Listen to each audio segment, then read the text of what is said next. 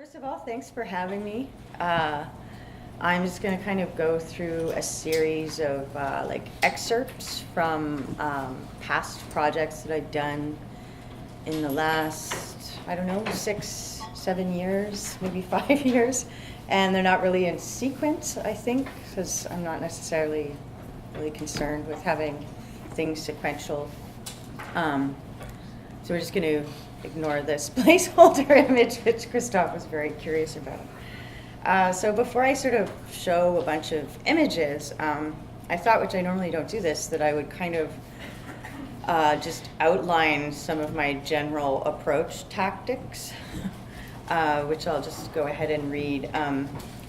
Consider the world as your studio, which means you could work with any given material.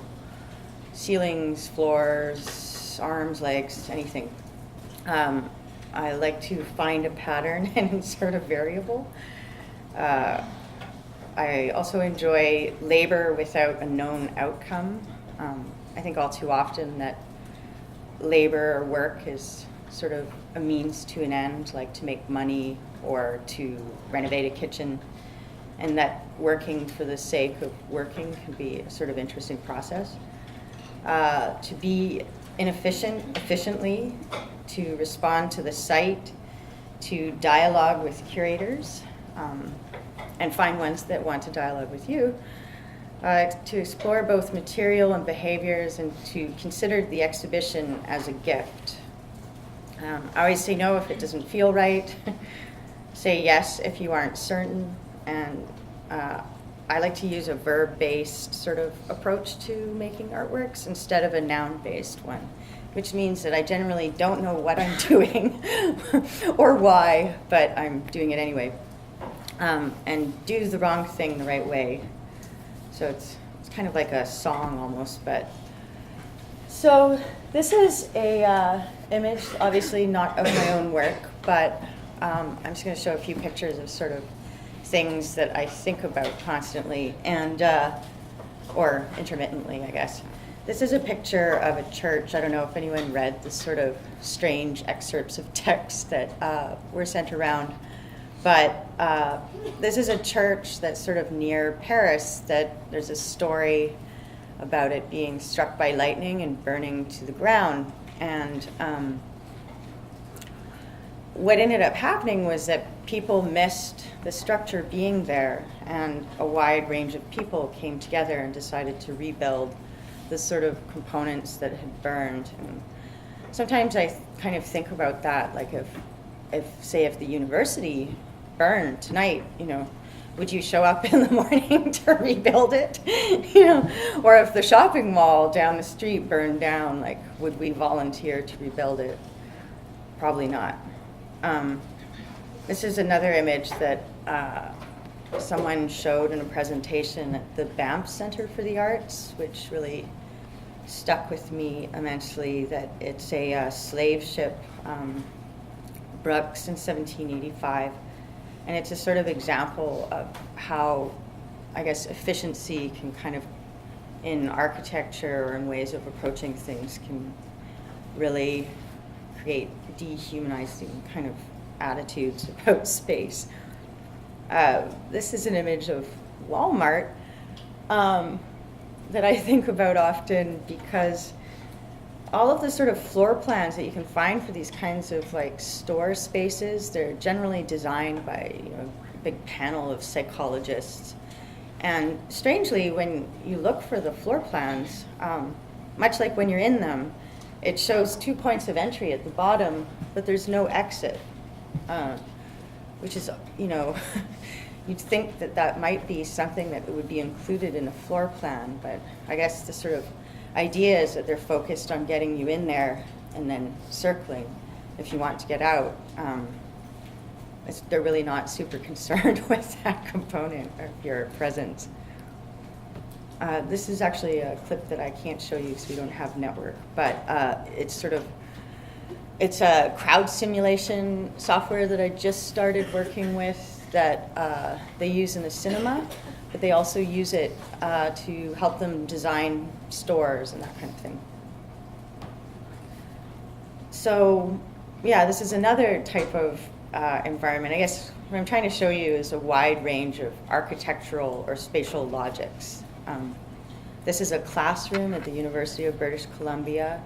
I'm sure you've seen things like this. I was invited to give a lecture, and this was sort of, I came into the room and this is what I saw. And it was these sort of all these computers, and I couldn't actually see the students at all. It was good timing. This might actually be here somewhere. So this is sort of a similar situation where you have all these chairs, just like we have now, and essentially you're sort of plugging yourselves in with your bodies like data ports, receiving information from whomever's standing here, which is a sort of spatial reality that we're engaged with in the university. Similarly, this is an art gallery, and there's another sort of logic of precious sort of display. And these are artist-run centers, which are slightly more rustic, but still we have the same kind of, a similar sort of logic of having this blank kind of space or a veneer put in front of an older sort of structure. So a lot of those sort of environments, quite some time ago, led me to this big question of why are there so many rectangles? And a lot of sort of actions or projects that I do are sort of informed on this idea of exploring ways of moving through space or dealing with spaces or behaviors in ways that aren't, I guess, as linear as what's sort of prescribed for those spaces. I don't think I need to actually kind of read that, but I guess part of the sort of idea is that efficiency is a sort of tool of the capitalist system. So here's a few sort of experiments. This is a really early one, the first building project I think I ever did, which was at YYZ Gallery, and I had this sort of luxurious kind of situation there where I had 2 months or 3 months to work in the space. And so I was on Craigslist and I saw this sort of small kind of cedar shed, and I thought, oh, I'll buy it and I'll sort of work with it. And yeah, I was kind of thinking of, I guess, of having a relationship with this sort of shed. At the time I was really into objectum sexuality or objectophilia, where you sort of have like a relationship with like a space or an object, and it kind of led to this. I was kind of thinking along the lines of this sort of quote from a piece that Christof had sent me: bereft of memory, a person becomes the prisoner of an illusory existence. Falling out of time, he or she is unable to seize his or her own link with the outside world. In other words, he or she is doomed to madness. So these are people who have relationships with objects who are, doomed with madness. I'm not sure if anyone's familiar with this. I think they consider it a disorder, but so I purchased this shed, and I positioned it in the gallery kind of similar to how it was when I found it, which it was in the corner of a yard, so I backed it into the corner of the space.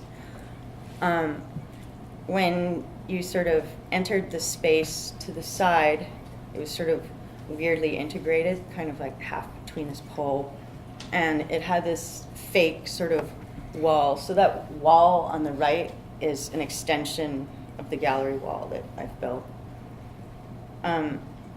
As you come into the space, cold air comes out the front door, so this sort of weird situation. This is on the right, that's the gallery's wall, and then on the left, this sort of subsection, that's a wall that I built. So I was sort of like extending the veneer of gallery wall to hold a tunnel that was inside the shed. So when you kind of creep around the back of the shed, come into the space, there's cold air, you sort of go in there, and there's this sort of inside-outside relationship. And then there's a sort of lighting track pod into the space. And then there's sort of this weird daylight inside the shed. So this is inside the shed. There's a tunnel that leads you kind of around a corner through the wall and outside, naturally. But there was a sort of Juliet-style balcony. And then this is your sort of final destination, which is actually a door that was behind the gallery wall. So I know sort of spatially it's kind of complicated. It's really something that you have to kind of walk through. It's like this is inside, that's outside. But I guess the sort of way of thinking of it is that I dropped it into the space and then twisted the walls and the space so that they all became one, so that the inside of the shed was also outside of the building. Then if you were to go back in, on the other side of the shed, there was this sort of bench and a wheelchair door, as well as a couple of videos of the sort of environment interacting with the shed. Maybe I'll show you one of those, just a quick clip. I think it's this one.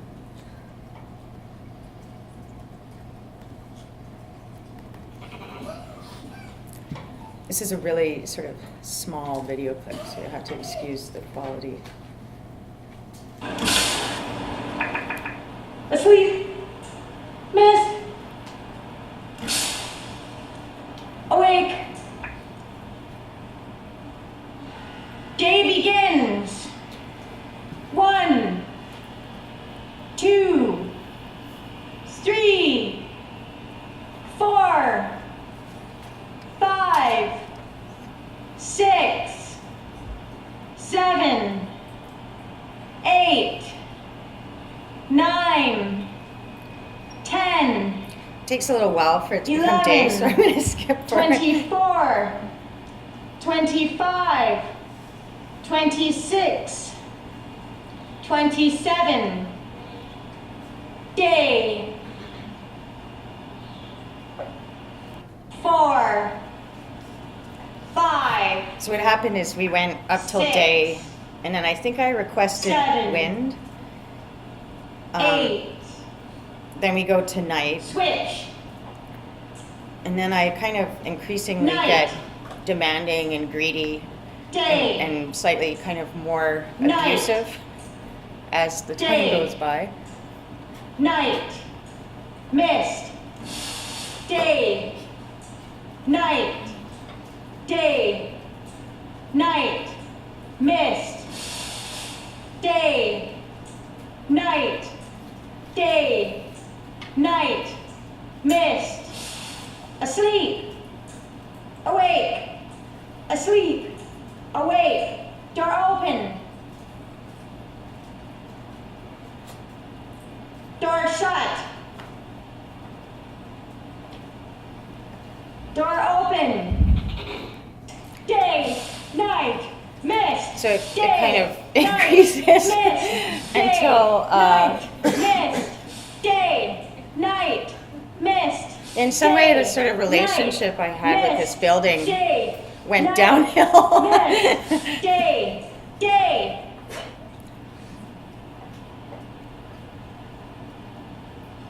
Awake. So you get this sort of general idea of what's going on there, I think. So there's two sort of videos, and one was from within the space, and one was from outside in the sort of alley. And they kind of have this sort of existential sort of object kind of dominatrix kind of feeling to them. The sort of, when I first got the shed, I guess part of my intention was to have it for about 10 or 15 years.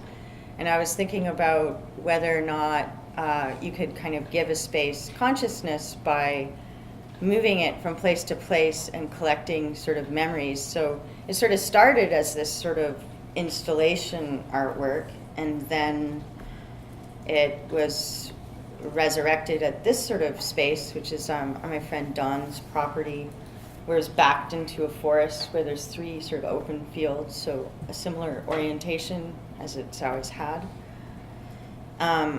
It was used for a bunch of different things throughout a series of years. Like, it was these are hunters. These are like cell phone videos from these hunters that used it as a sort of storage. We used it at a sort of residency that I run on the property as a place where people could have romantic time. And then recently on the property, this isn't our property, this is just an example of what a wind turbine would look like, but we got these sort of a wind turbine on the property for sort of income. And this is a picture of sort of just the size of that tube is sort of the 1/4 of the full height of this thing. So it's a huge windmill. And you can sort of see that's the self-aware shed kind of in between on the back of the truck there. And then this was kind of as they were putting, this is the propeller blade of the wind turbine that's going up next to this. So it's sort of like the shed is sitting kind of with its back into a forest, and there's 3 open fields, and now in the middle there's this giant wind turbine. And this was when they were putting, this is the sort of propeller, I guess. So this sort of 3rd version, which I'm currently working on after like a pretty long hiatus of not wanting to work with this building, is trying to, I've been kind of like going through all these old antenna manuals, and I'm trying to sort of capture resonance patterns from the windmill to the shed, and then use this sort of shed as a kind of like a guitar case or something, so that you could stand in there and feel this sort of acoustic relationship between the 2 buildings. And the windows are also rose-colored now, which is sort of like a little dig at a lot of, the people who are upset about the arrival of this windmill on the property. So this was another kind of older project that is also sort of an architectural experiment, but in an entirely different context. Instead of having a sort of cushy, like 2-month residency to experiment, I had a contract working collaboratively with kind of like a fraternity boy student who's 19 years old, and we were to do a sort of series of works together. And they hadn't kind of given us a site to work. And eventually, once we'd sort of had this relationship, we were given Red Bull, the Red Bull head office. They had a sort of gallery there. And, I felt kind of like a little sort of odd about it. And we had a series of conversations and decided to do 5 works, one of which was a banal roller coaster. So of course we told them that we were going to make this roller coaster through the head office of the Energy Drink Corporation. And they said, great, yeah, it's totally brand appropriate. And then kind of really what we were kind of planning wasn't maybe what they had in mind.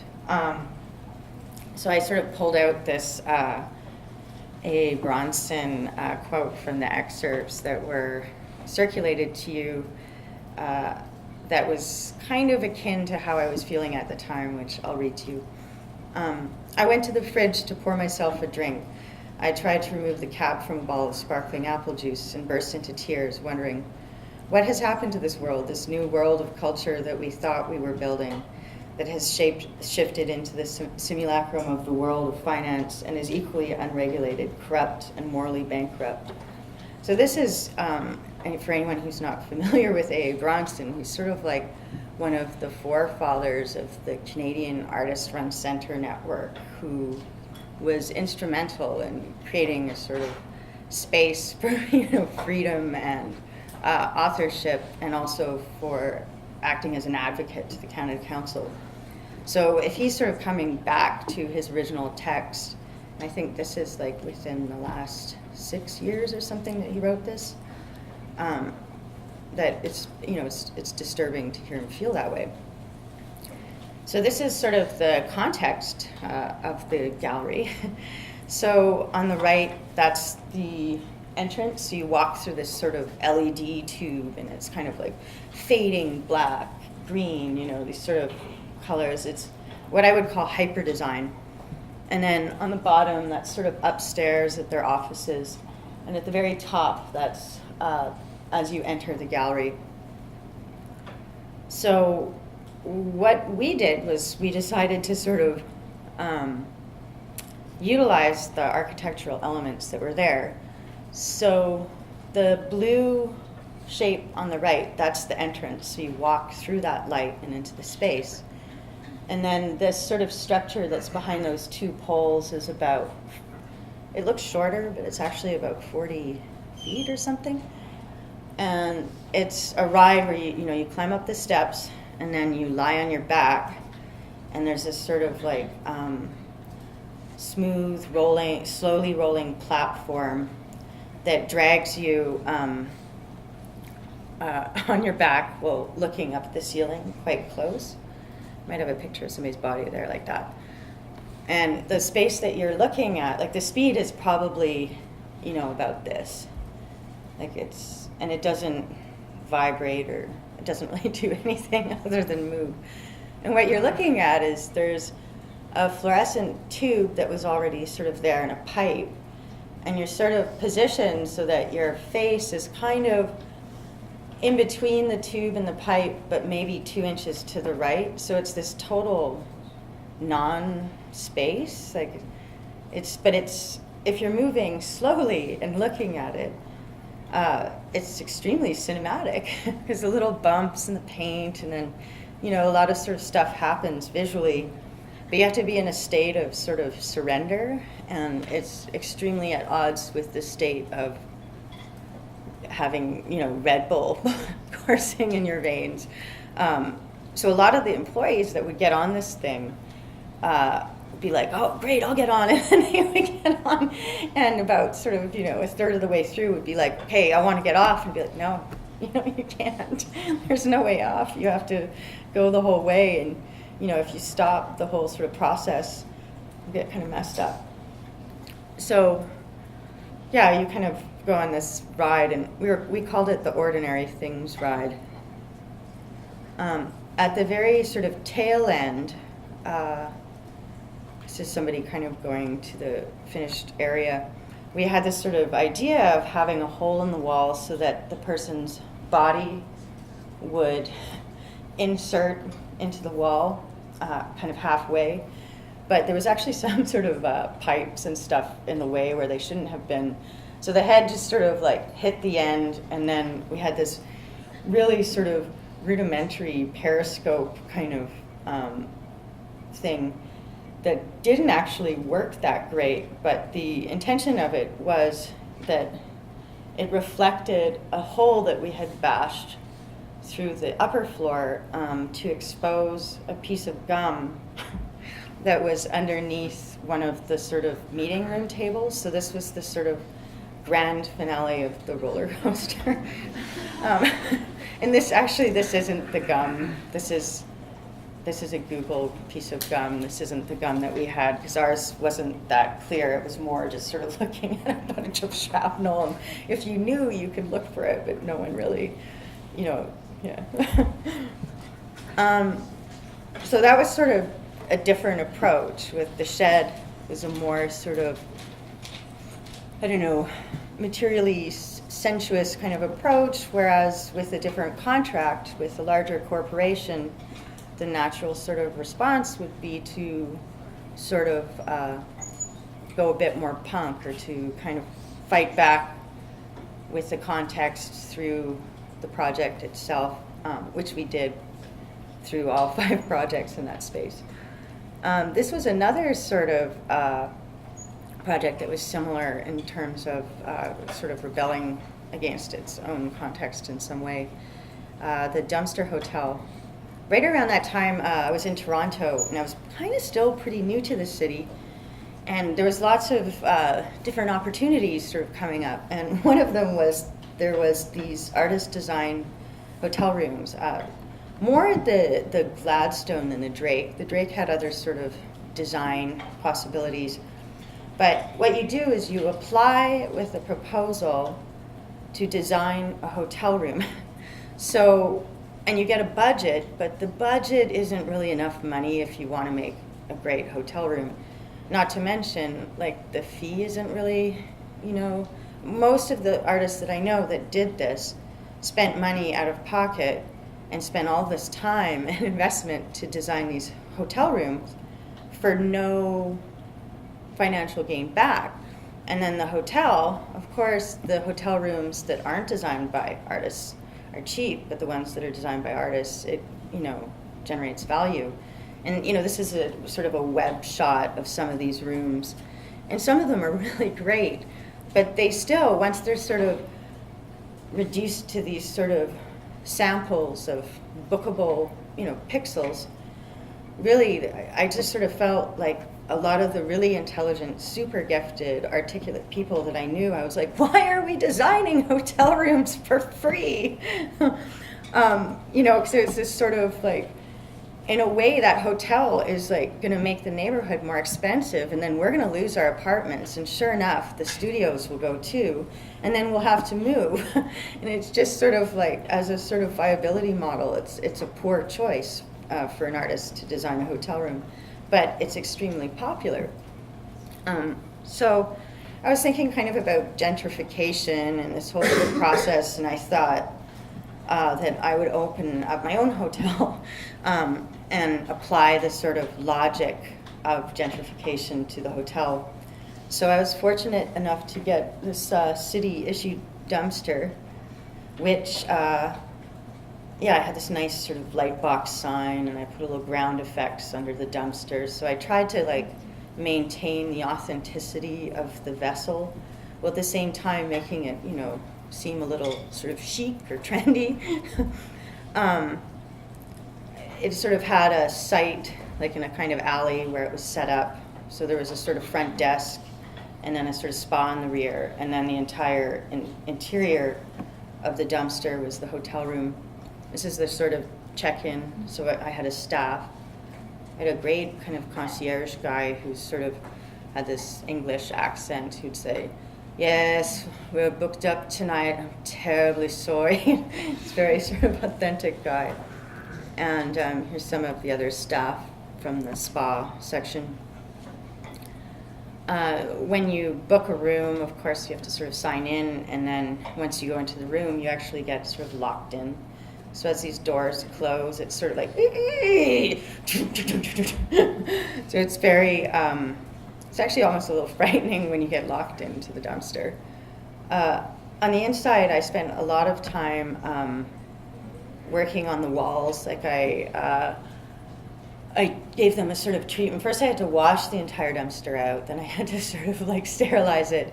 And then I gave it 4 or 5 coats with this sort of lamb's wool of bowling lane varnish, so this super high gloss varnish that made the sort of smear marks really graphic. And then I got a sort of rosewood furniture suite. I rented it and got a sort of phone and electricity, all the sort of things that you would have, I guess. In the back end of the dumpster, which there just happened to be this sort of head-sized kind of nook that I guess is part of the truck. We'll hook onto that, move the dumpster away. So I decided to make this sort of head spa back there. I had a naturopathic doctor and a quite advanced pregnancy masseuse that were there to sort of give the variety of treatments. As day sort of gave way to night, or sorry, backwards, as night gave way to day, the hotel naturally went out of business. And sort of police officer who was doing his rounds on a bicycle, so what's going on back here? And then sort of I caught this rather alluring moment with him sort of peeking over the side of the dumpster, very incriminating photo. And so what ended up happening was a garbage truck came and fetched the dumpster, and we got a pickup truck and returned the furniture to the furniture rental place without really letting them know what exactly had happened to it. So that was sort of, it was kind of, I think I've had maybe a series of 3 different businesses where the business model is to go into business, to go out of business. It's sort of an enjoyable process. This is a project that I did with Christof, where, there was a lot of sort of dialogue, I think, in the beginning of this project, where Christof sort of said, do you want to do a project? And I said, sure. And I think at first maybe you were even like, let's do some kind of retrospective or something. And I was like, no. Partially because right around that time, too, I'd lost all of my data that ever existed. So I was kind of in this, period. And so I went to the university, and we decided kind of to do this project, which I'm going to skip forward. This is the university setting. So eventually what ended up happening was I said, why don't you just let me come there and sleep there and eat there and walk around for like a week or a few days? And he said, okay. So I sort of stayed in the residence or visitor apartment and walked around. And this is what the buildings looked like. They're modern, they're efficient. Some of them had won awards. And then right in the middle of campus, surrounded by all these, fabulous award-winning new architectures, right where that little kind of green dot is, there was this sort of bizarre, kind of a house, sort of a cottage, and it did not really fit in. And so I started looking at it, and it kind of looked a little rough. And so I asked Christof, I said, well, what's with this, house? And he said, oh, it's slated for demolition. And then I think I was like, oh, well, can I have it? And you said, oh, maybe. And then I was like, oh. And then I think you were like, what are you going to do with it? And then I was like, oh, carry it to the gallery by hand. And you went, okay. And then it was kind of like a bet almost, at that point, where I was like, fine then. And so after this year of sort of dialoguing about what we'd do in this really short chunk of time, it was sort of decided, without really any conversation. So then I kind of went over and looked at the thing some more and went inside. It was full of toilet paper and janitorial supplies and basically junk. And as I was looking at it, I thought, this is too big. I might be able to work with these sort of smaller sheds or other architectures, but there's brick, there's it's a house. There's a lot of material there that I don't know how to handle. So at that time I asked my friend and sort of long-term partner if he wanted to collaborate on the project, and he was into it. So Don Miller and I, and also my neighbor Seth, sort of went to work. So even though we were sort of artists, kind of in residence, we sort of stuck out as laborers, I guess, because we had safety equipment, we had tools, we parked our truck beside the house. The people that worked there were really concerned about who we were, what union we were with, if we were taking their jobs, if we were subcontractors, and they would come by at the very beginning and be like, who are you? What contract do you have? Why are you working here? And we'd be like, oh, yeah, we're working here. And they'd be like, you are, huh? We'd be like, yeah. And then we'd be like, we're artists. And then they were like, huh? And they're like, well, what do you mean? And then what are you doing? And we're like, we're going to carry this house over there and shove it inside. And then they were just sort of this was really strange information to them. So they just said, okay. And then I guess they would all go back to their sort of maintenance hut and talk about us, and then they'd come over, and as we were sort of going through this process, it was this bizarre sort of ongoing dialogue with them and also the students. But so the process was basically, at first we started to just sort of take things away and, move them over. I even labeled things in the beginning, like the trim, but I labeled them with a marker that was in the house, but it wasn't waterproof. So as we carried stuff, all the label, and then we just kind of gave up and just carried things back and forth, or one way, without really caring about what they were. So this is sort of dawn in the very demure beginning. As we were doing this, we were sleeping in there because commuting to Toronto was just too much for us. Because we work, from like 9 until like 11 or something, like 9 in the morning till about 11 at night, and then eat in there. So then we just decided to sleep in there, which we didn't really tell Christof about, but I think he might have had his suspicions. And of course, every night, because I'm the lady, I would vacuum the little room with this Eureka vacuum, and then we would all lie in it. It was kind of nice. We're also sort of like cooking and eating in there, and this counter is actually not even connected to the wall anymore. And as we're sort of peeling, like you can kind of see the way we're peeling the building apart isn't really scientific, It would be like, hey, look over here, what's behind this? And then we'd rip something down and just start hacking away, get bored, move over to another area, and then just carry chunks. I mean, of course, obviously there was some structural considerations.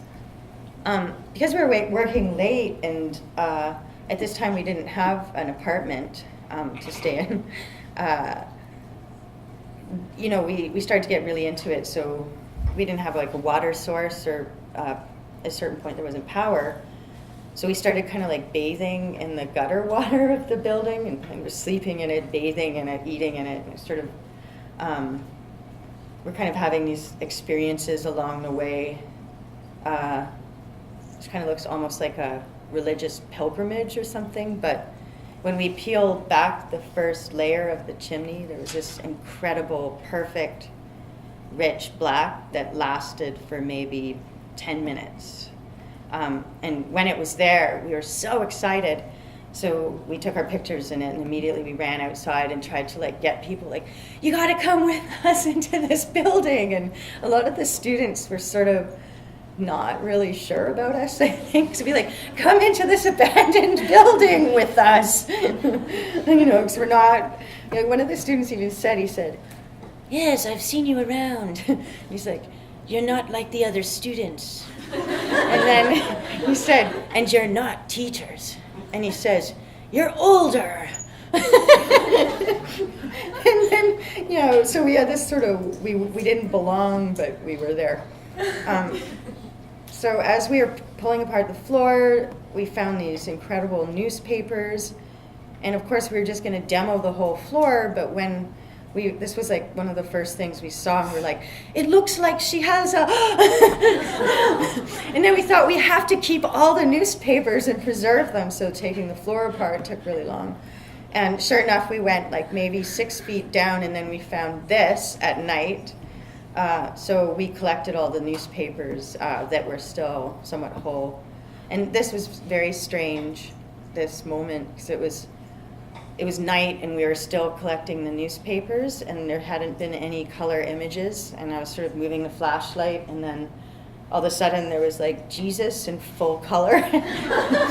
And normally you should feel full of joy when you see that, but I'm not sure what it means that I was full of terror. It's like, no! So this is this sort of a satellite gallery where we showed the final underfloor collection and it's on a chunk of the underfloor. And then this sort of is an image of sort of what the process looks like of carrying the pieces. So there was something a little bit kind of Canadian Gothic about what we were doing. So it'd be imagine being here on campus late at night and then seeing kind of a pretty rough looking crew carrying this around. So this, but we also had our sort of helpers, and it was the dead of winter too, so there was some sort of intensity in that, which meant that we lost a lot of material to the circumstances. And the distance we were going wasn't very far. It would be from maybe 30 feet behind these girls to that building in the background, so it's not a huge distance. As we moved the material into the gallery space, it was very strange because we were in this like super intense kind of environment, and the building itself is ugly. It's not beautiful. It's not really made of great material. It's not really worth saving. Like there's nothing really about it that's worth, like it didn't have a value. It did have material, and the material inherently is valuable, but it wasn't like, ooh, this material. It was like used bricks, So we brought, the shopping cart was, we still did it by hand. It just happened to be in the cottage. As we moved the material in, it took on this sort of self-consciousness. So kind of like the same as the shed, plopping it in the gallery, it becomes something else. So we had that sort of experience. And the more material we brought, of course, we started sleeping in the gallery, which Christof, I think, knew but didn't say anything. I think actually this was the weekend that you went away for like 3 or 4 days, and when you came back, we had taken like the stone foundation of the patio, and there was mounds of sand, and this is kind of about 3/4 through, but there's quite a lot of construction material in the gallery at that time, and we weren't even really thinking about making art. We were just like following this process, sort of like like old conceptualism, where you come up with a sort of verb or process and you just follow it through. This is sort of the inner chamber has been peeled out, and this is right around when the chroma key green started to come into effect. So what you're seeing here is the floor has been cut out, and when we got through the newspapers, then we took out the underfloor, and then we saw these little skunk prints, and then we thought, gee, wouldn't it be interesting to see what the dirt under the building would look like if we didn't touch it? So then we removed all the floor without damaging the dirt, just to see what the dirt would look like. So we're sort of on this sensory journey, and at various intervals people could come in and sort of see these sort of spectacles. The chroma key green, like these sort of 2x4s, came that when the building was kind of like half in one space and half in the other, like when you get a skull, an archaeological skull, and there's chunks missing, and you need to see the full form, and you put that sort of colored wax in, it's sort of a similar logic. We wanted to delineate new and old material, and in order to do that, we decided to paint the new material this like bright kind of chroma key green that it's very easy to see, but it also is kind of has this reference of like in films, how they use it for the background to key stuff out, like to put space behind Superman. So in a way, it suggests that it's not there, I guess. So this is Christof's Monday morning delight. And then, we started kind of like basically living in there somewhat. So we had stretching mats, a piano, we kind of took the archive room and turned it into a kitchen. And, or not the archive room, sorry, the sort of office archive. This is actually the archivist extricating a painting from the archive, which is the back left door. And I was like, oh, sorry, we didn't realize when we put the pile of sand that it was in front of the archive. I think she was like, oh, it's not that great of an archive anyways. There was interns, which normally I suppose would be doing, mail outs and that kind of thing. And so we taught them how to use tools, and different people would do different things. There was one girl who really liked doing mortar, but a lot of them hadn't kind of used hammers and stuff before. So it was kind of this funny thing where they would all come and they would go to their station and then just smash mortar off bricks for an hour and then be like, thank you, goodbye, and then leave. And I was like, are you okay with this? And they're like, yeah, it's great. You don't have to think, it's just release. And I was like, okay. So I guess with the bricks, new materials green, so it extends to mortar. So we made green mortar. As we went, like this is light in the original cottage. This is light in the new cottage. So just sort of these strange phenomenons would come from one space to the next. Of course, we did tours. And then, strangely, this was the end result, which I guess one could say is as far as we got. Which, once it was actually kind of there in the space, the big sort of question in the beginning was, will it fit? And I was like, oh, it'll fit. I'm like, it'll just fit. One of my, favorite games is trying to figure out what will fit into what. And this was an extremely satisfying one because it was like kind of a perfect fit.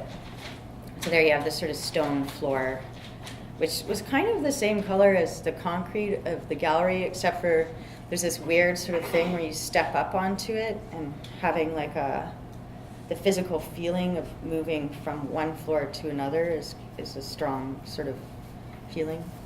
And it looked like it was fake. It looked like a set from the outside. It was very odd. This is the sort of bit. I don't know if anyone's been to that gallery, but it's a very strange shape. It's not a square. It's got one round wall. We took a shrub just for fun, really. And then this was actually the fit of the cement floor. So the corner actually literally just touched. And we laughed like so hard when we put that stone in that I literally fell down. We just couldn't believe that it was like that tight. And then the inside got a little sort of crazy in the move, but at the same time, it still just is what it was. So anything that's green is new, and including the piano. And then everything else is old, but some pieces have kind of moved around. And there's some still discussion between Don and I, but personally I think the entire thing expanded by about half a foot, but he thinks it didn't. Because we weren't able to take the shingles, the light from the gallery sort of grid or whatever, which we set up literally as a grid of lights. I don't know if you can see above there, but it's just like 1, 2, 3, 4, 5. So instead of like spotlighting it, we just stuck it in a grid. Kind of came through and illuminated all these sort of little logics within the building as it sort of had been. This is sort of we only took kind of the face of the chimney, so you would sort of see the back end of that. This is a sort of example of the type of light artifacts that emerged as a result of this process. So the sort of way that things look here, we haven't set this up intentionally, it just sort of happened in the process. And then here, the sort of lines that you see of light, like that grid, is, how in walls there's studs, like you always have wood at certain intervals. So somehow the way the light was sort of like emanating from the structure of the building, and in a strange sort of way on both sides. This was the room that we slept in, so we didn't get the floor, but it sort of merged into the space oddly. So I guess this would be what you would see if you were wearing like the siding of a house, like a mask. And then there's always with these sort of big installs this question of, can you get it out in time? And I'm always stressed out about can we get it done in time, but never really stressed out about can we remove it. And I think we didn't have very long, like maybe 4 days or something, 3 or 4 days. And it didn't take very long, but I sort of have this history, like there was a ship and a bunch of other large building projects where you always have to leave something for the curator. So in this case, we left the shopping cart, and then that triangle is the one chunk that we cheated. Like it wasn't connected. The structure wasn't screwed to the walls anywhere at all. It was a totally self-standing structure. Even the floor wasn't cemented to the floor. It was all plunked in, essentially, in a sort of bizarre way. But this, we cheated. We were like, we couldn't quite get it from a certain angle. We're like, just screw it to the wall. So it's kind of fun to follow a logic really, really, like, desperately and with full commitment. And then at the very end, after you've completely proved that you have the purity to follow this logic, flippantly change your mind. I kind of like doing that a lot. And here's the load. I always document the loads. And then, sure enough, we decided to rebuild it, or part of it. It's sort of separated into 3 different things. But the large first main room, we decided to build it kind of at our residency program with the intention that it would be floating, which it is currently. So it's built so that it's not touching the ground or has no connection to the ground. So there's sort of beams that have been strapped onto a series of trees. And the trees aren't really that old, so that it's quite windy there. So when the trees move and you're inside, the whole kind of thing goes like this a little bit. And then we replaced the brick chimney, which is with these sort of glass panels. And I guess the idea was that it was going to be a concert hall, because I was thinking it would be great to have sort of people playing improvisational music, but then the building is kind of controlling their movements a bit, but we're still kind of playing with it. And then the bedroom, because my neighbor had helped us laboring on the project so much, we took the bedroom chunk and some of other accoutrements and lifted up. This is actually like looking from my ex apartment in Toronto in Kensington Market, looking at his house, and we just lifted up the roof and then shoved it in, and it's his bedroom now. So it's sort of this weird thing where I was always looking at this house, and then I go to the country, to the residency, and the cottage is still there, and it's like this kind of non-interesting dead building that would be demolished in 1 hour, and that didn't really have any material that was important or desirable. This has this long kind of drawn out life and narrative with a group of us. So there's the sort of components in place. I think that door is actually from somewhere else, but now all his neighbors want one of these too. And then this is the exact sort of place where the cottage used to be, and this is now what's landed there, which we also, when we saw that, we thought that was quite funny. So it looks like it came kind of from the sky or something, like there's no integration. So yeah, we'll talk about this one. This is where was this? The Confederation Center in Prince Edward Island, and a great curator there called Penn Went, who's a sort of dialoguing kind of curator. Like the kind of curator that I'm always like looking to work with is the one that's like, hey, do you want to do something? And I'll say, yeah, sure. And then I'll be like, why do you like me? And they'll be like, well, I like it when you said this or you did this. And I'll go, okay. And then they'll say, right now I'm thinking about this. And I'll go, oh, interesting. And then we'll talk. And then I'll be like, well, when do you want to do a show? And then they'll give me a time, a space, stuff they're thinking about and an idea of how much money there is, and then together we just dialogue towards a project.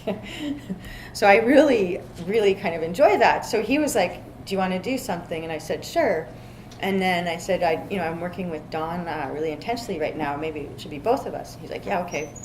And then he said, the Confederation Center in PEI is sort of like, it's really sort of old brutalist architecture, and it's from like the sort of 60s, sort of like, they have the sort of archive of the like glory days of Canada, like when we thought that there was just going to be, increasing amounts of money for culture, and that Canada was sort of like in this other sort of path towards being like a really, investing a lot in that sort of stuff. So he said we have this whole basement full of stuff that's been abandoned, and crates and like, all kinds of stuff, and we don't have the money to deal with it. And he said, do you want to do something? And we were like, okay.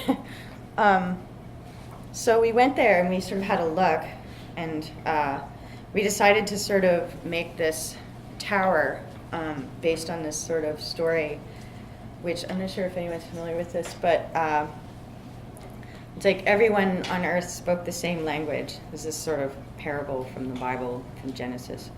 I'm not religious, it just comes up a lot. People sought to make bricks and build a city and tower with its top in the sky to make a name for themselves, so that it could not be scattered over the world.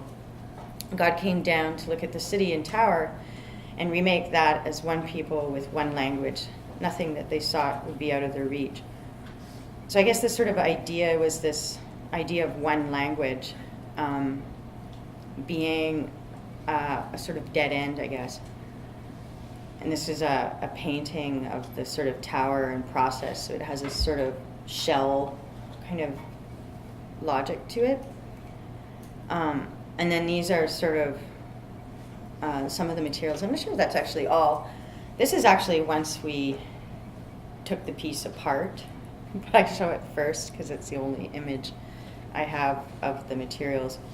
And the space is sort of strange, like there's no real walls, there's sort of a gap.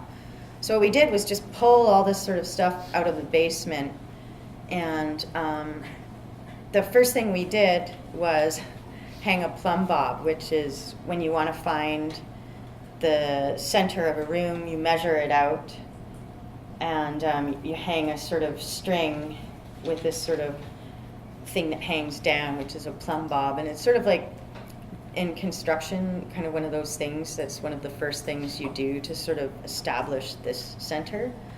I think we actually ended up having scissors hanging from it. So it's quite high. I think it was like 22 feet or something. So we hung this string, and then we just slowly started stacking stuff, spiraling around the string with no right angles and with no fasteners, like no screws or no hardware. So it was just basically a pile with nothing holding it together except for weight.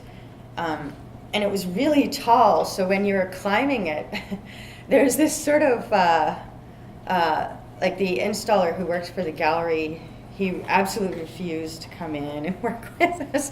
And he told the curator, he said, they're taking their lives into their own hands, But it was, there was math there, and it was stable, like you could tell. And if there was a weak point, you would know where it was and sort of how to sort of deal with it. So this is like, I don't know if you can see Jamie's little face way at the top. This is a friend sort of visiting. And this is from the bottom looking up as we're building it. And then this is sort of when we're done. So each sort of face was different. And all the sort of books and magazines and that kind of stuff that's sort of shoved in there, we were using them as shims. So kind of like glue, I guess. And then the lighter material went at the top, like all the plexiglass and that kind of thing. This is, different sort of faces of it. So the interior is hollow, and you can go in. And there's all these books and stuff with really interesting titles, but you can't actually take any of them out because everything is like under like you know, over 1,000 pounds. So everything is compressed. And there's, you know, there's all these sort of archival materials, but there's no access, I guess.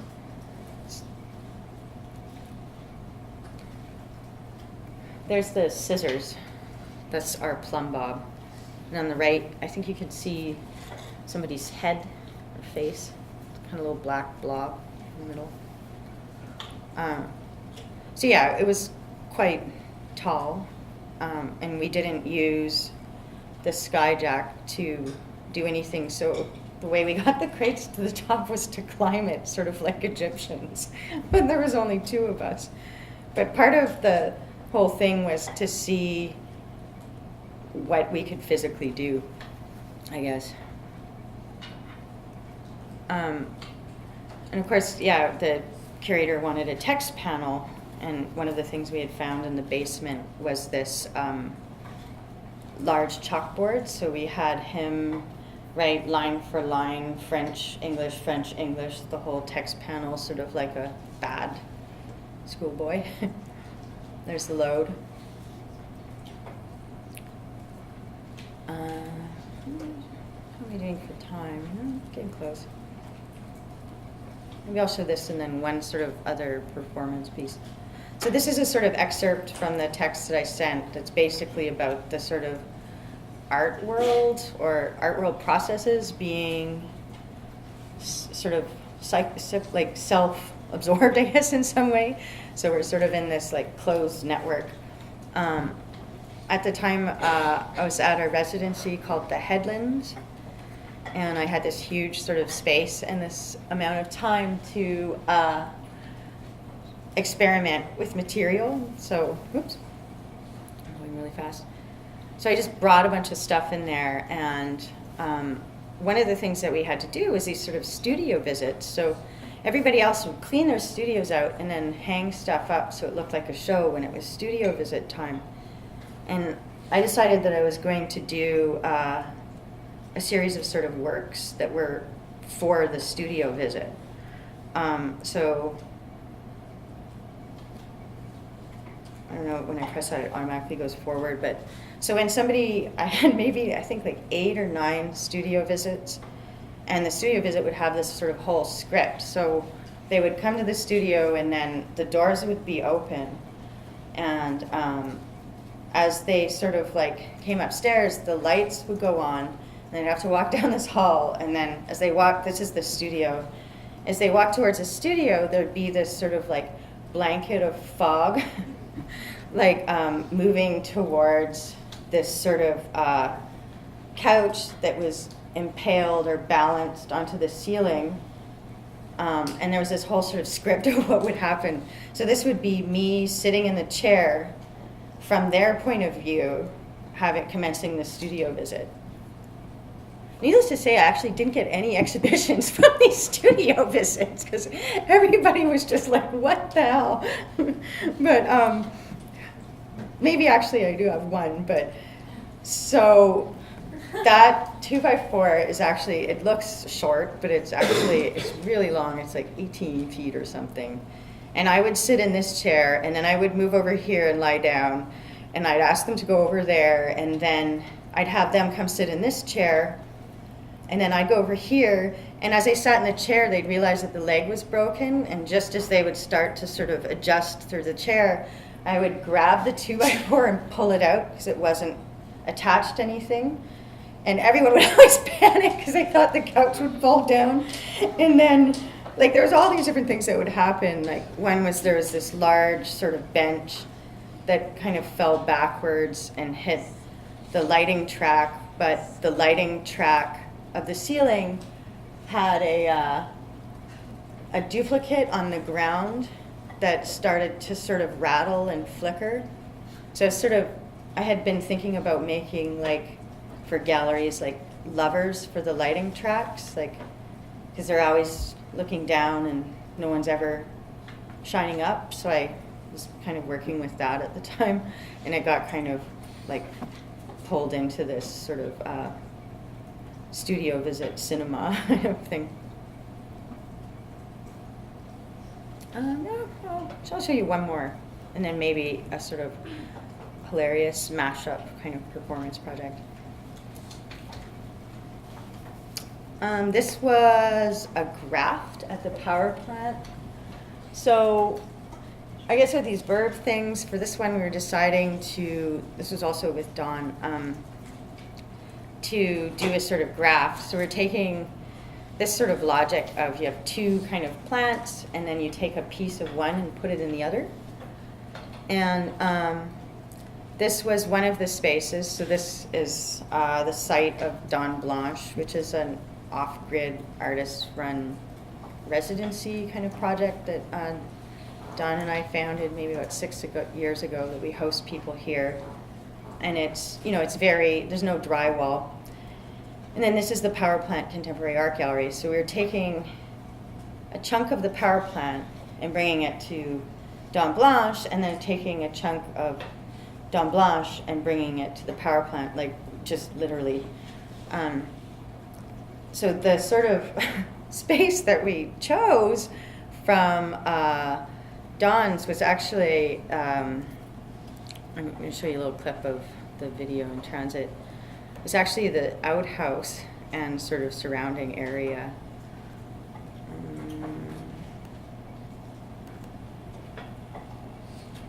So this was a sort of clip that was in the show.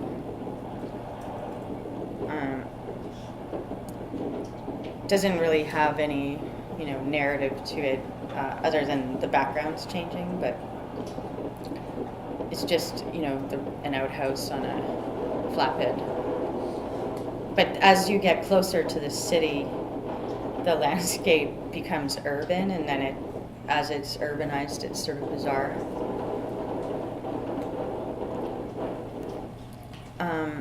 So that's in transit.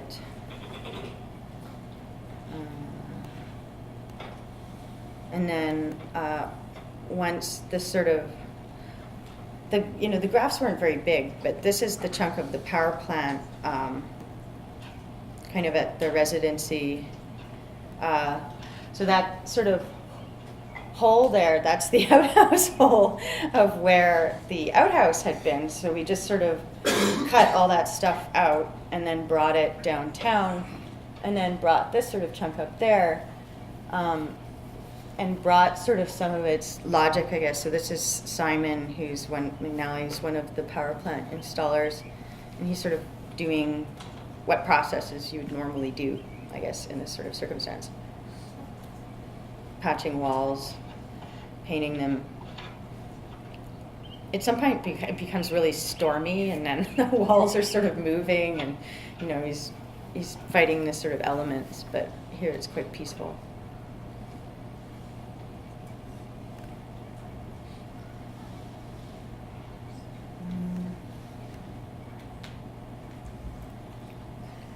And then, this is the sort of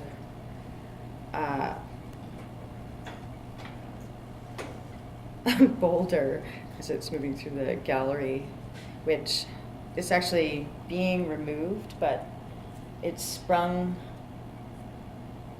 The boulder had been positioned on a beanbag, and when we removed it, it sprung a leak and made this sort of incredible drawing that was kind of one of my favorite parts of the show.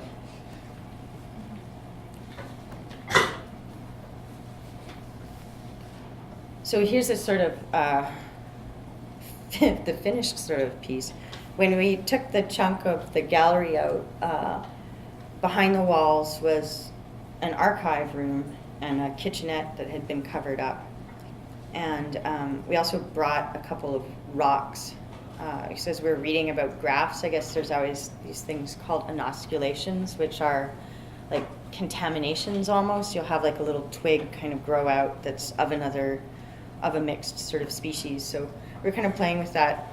And the beanbag was just in the gallery from the Powerball, which is a big sort of fundraiser. So it just seemed natural to put this, 900-pound rock on top of this red beanbag.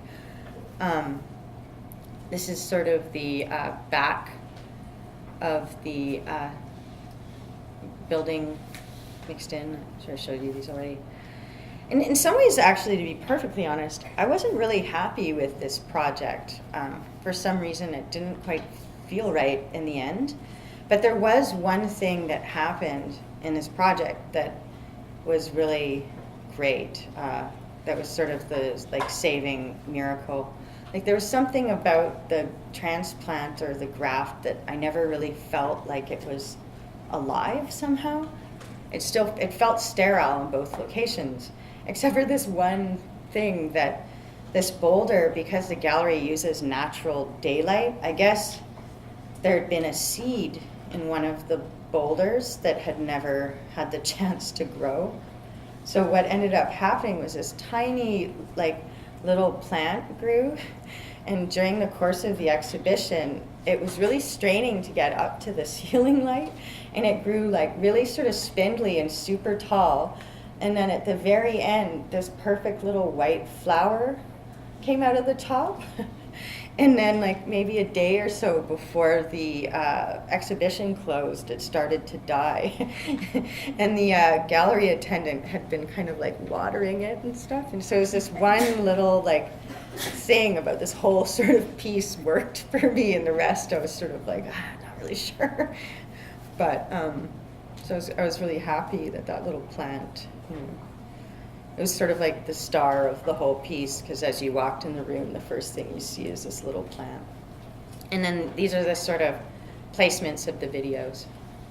One's in the archive, so that when you're in the outhouse, you can look through, you can walk into the sort of building, look through a hole, and see them.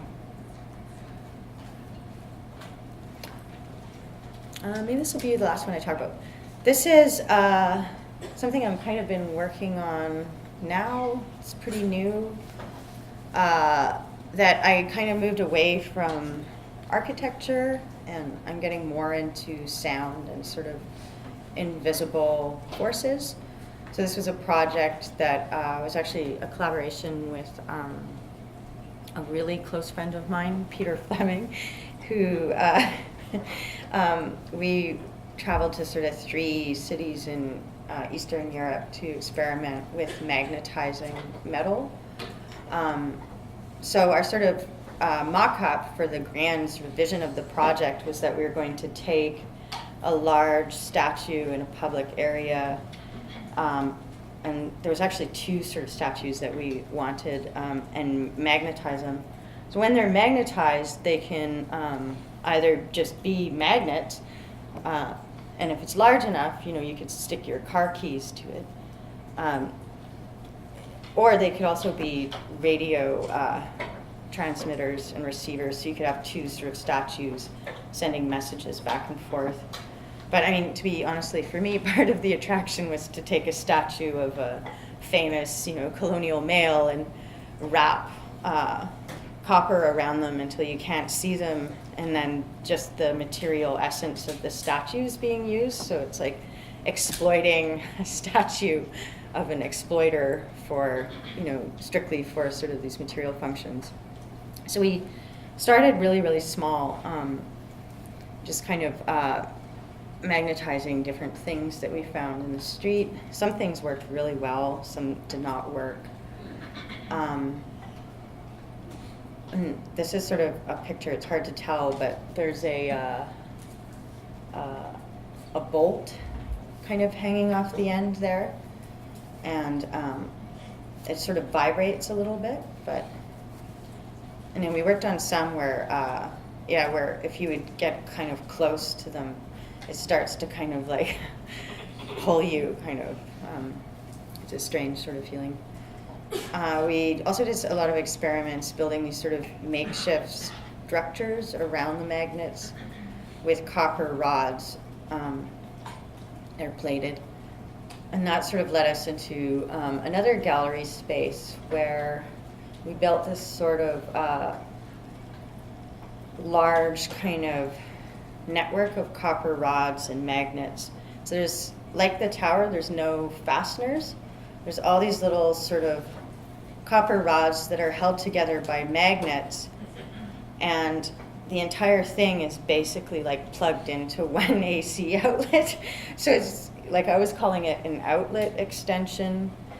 that we're taking the electricity directly from the wall and bringing it through this whole sort of meta structure so that you can experience it. So you get to listen to it, and you also get to kind of walk through it. So in this sort of like labyrinth, there's various like larger coils like this is a pipe of the wall.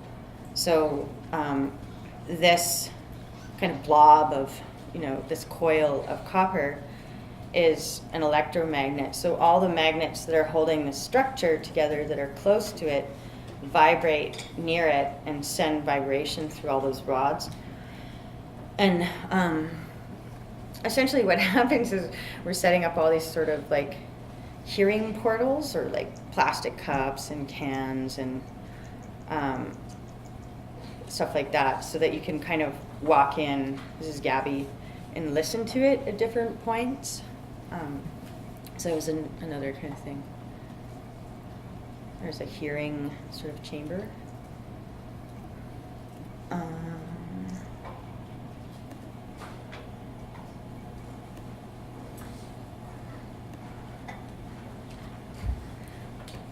just gonna have a little look here.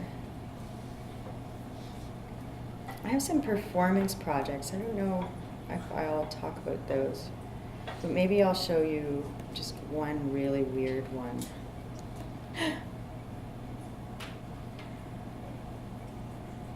Well, I'll show you two.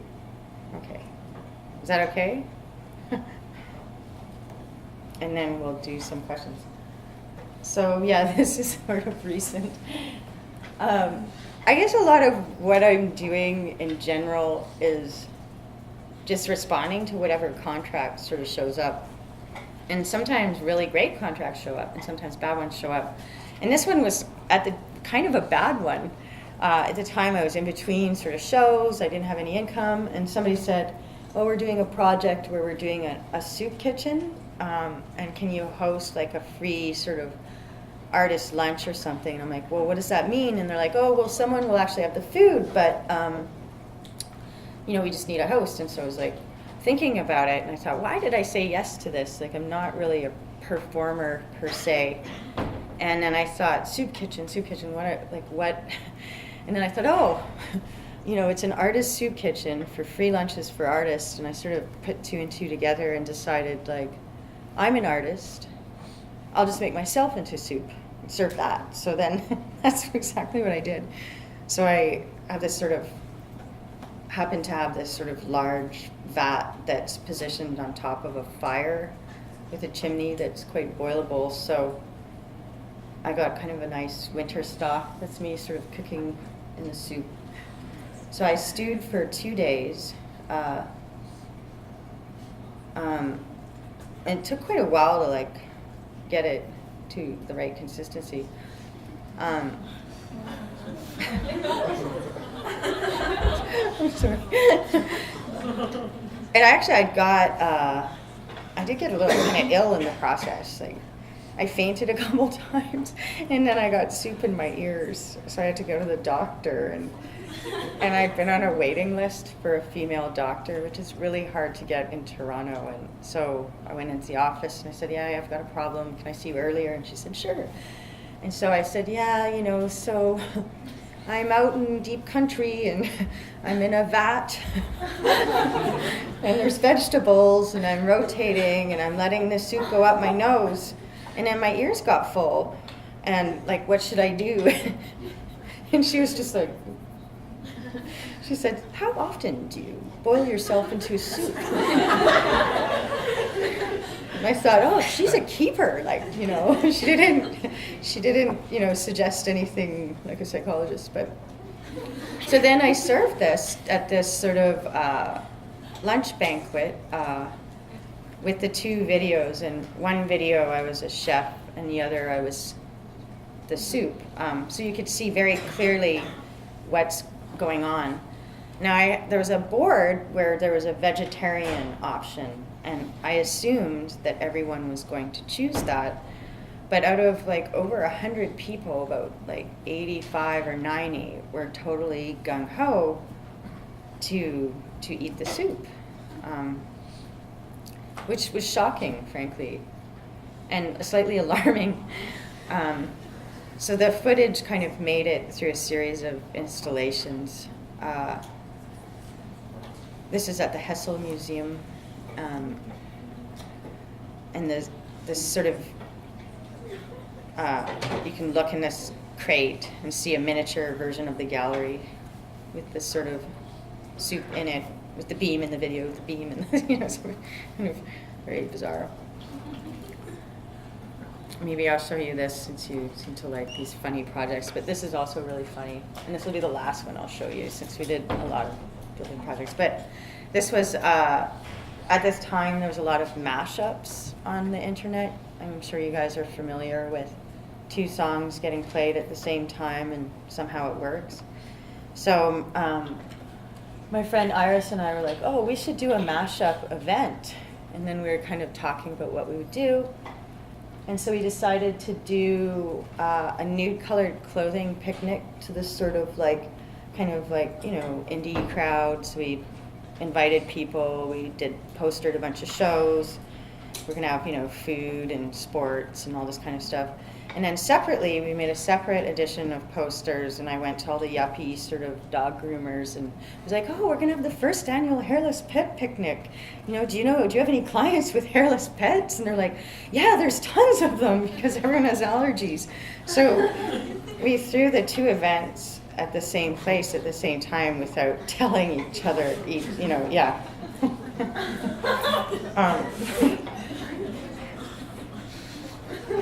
And weirdly, all this sort of young people in the nude colored clothing showed up first, and it's in the Trinity Bellwoods Park. So there's this bowl, and you actually it's quite far away to see it, and there's this platform, so it's all happening there. And I think the first few people that had hairless pets were actually a little bit afraid, because there was like a barbecue and nude colored, a big pile of food and clothes and a whole bunch of people. But then the 2 groups sort of integrated. Here's the food. So if you're coming here with a hairless dog to the first annual hairless pet appreciation picnic, it's a slightly alarming thing to see. Oops. But some nice moments.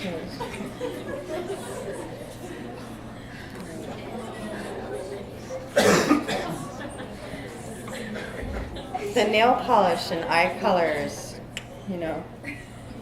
really working out. There's different activities that people would do. Maybe I should finish on showing you guys the story of the poster image. It's not a very happy story. So I'm a contract worker essentially, but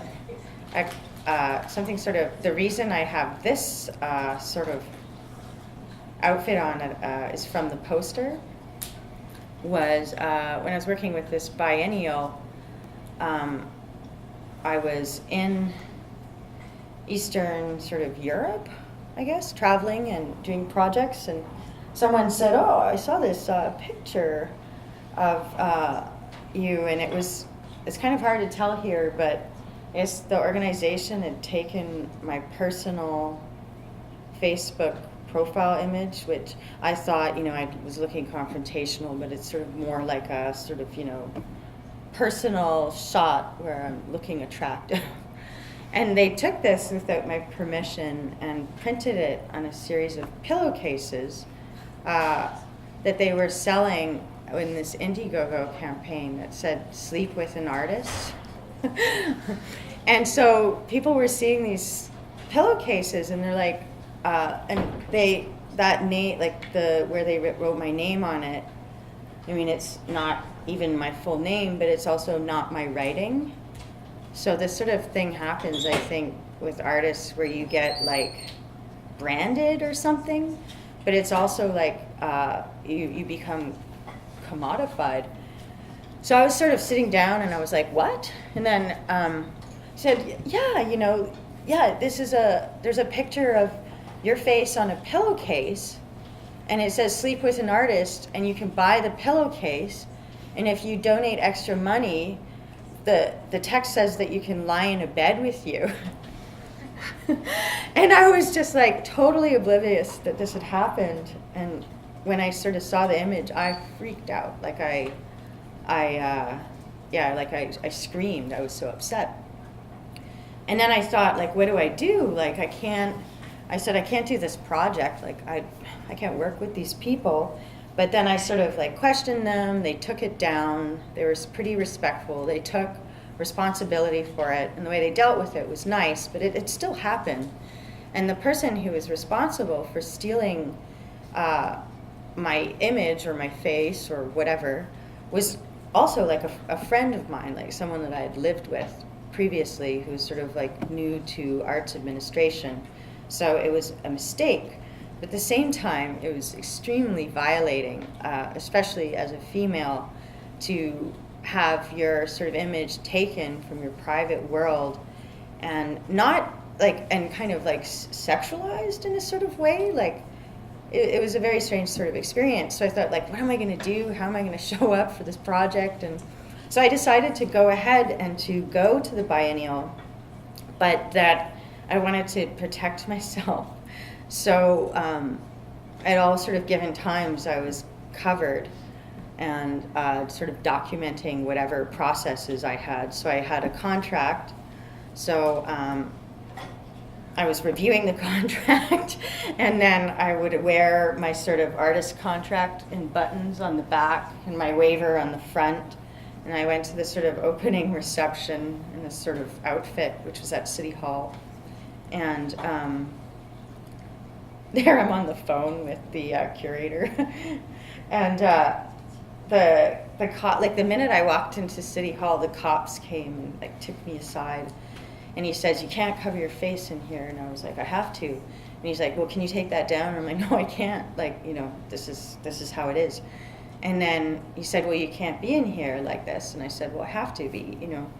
And I didn't say, "Oh, I have to protect myself" or anything. I just said, "This is how it is."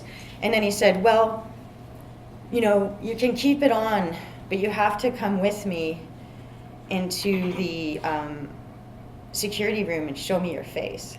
So I said, "Okay."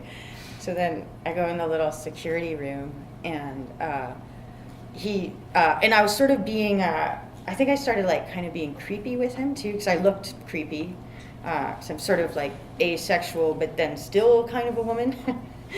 And so he said, you're gonna have to come with me into this room and show me your face. And I put my hand sort of on his chest, and I said, "You're in for a treat." And he was kind of like grossed out, you know. And then, yeah, he was grossed out, and then he took me around this sort of corner, and he was like, "Okay, show me." And I was like, "We have to go someplace more private because somebody might see." And then it went from like him sort of like violating me to me sort of violating. It was really strange. So we get into this sort of security office, and we're standing like really close, and then, you know, I take off my sort of baseball hat, and then I like pull my face out of this sort of blank suit, and then I'm sort of like looking at him, and then he's looking at me, and immediately I looked right at him, and I was sort of like, and he was like, and he couldn't look at me because I was being confrontational, sort of. I was like, "You want to see my face? Here it is," like, you know. And he was like, and then I was like, "Oh, like, okay, is that okay?" And he's like, "We're good." And then I was like, "Okay." And then I started putting it back on, and then he got really flustered, and he was trying to get out before I sort of put it back on. And he walked like right into me. And then it was just like this totally bizarre sort of situation. And I went back to the opening reception, and of course the sort of people who had sort of used the image were like bizarrely disturbed by this sort of outfit. And also in the end, when I submitted my material receipts for the project, I told them, I said, "Given what's happened, I have to change the project." And they said, "Okay." And then when I did change the project, when I submitted my receipts, they said, oh, well, we're not going to pay for the, buttons or the baseball hat or the jacket that you bought at Value Village for this outfit. And I'm like, well, why not? These are materials, like, but so it's sort of like, yeah, in all these contracts, there's sort of good and bad situations to sort of respond to. And I think it's important to sort of respond to them regardless of whether or not they're ideal, because you won't always have the ideal sort of situation. But yeah, I guess that's all I'll say.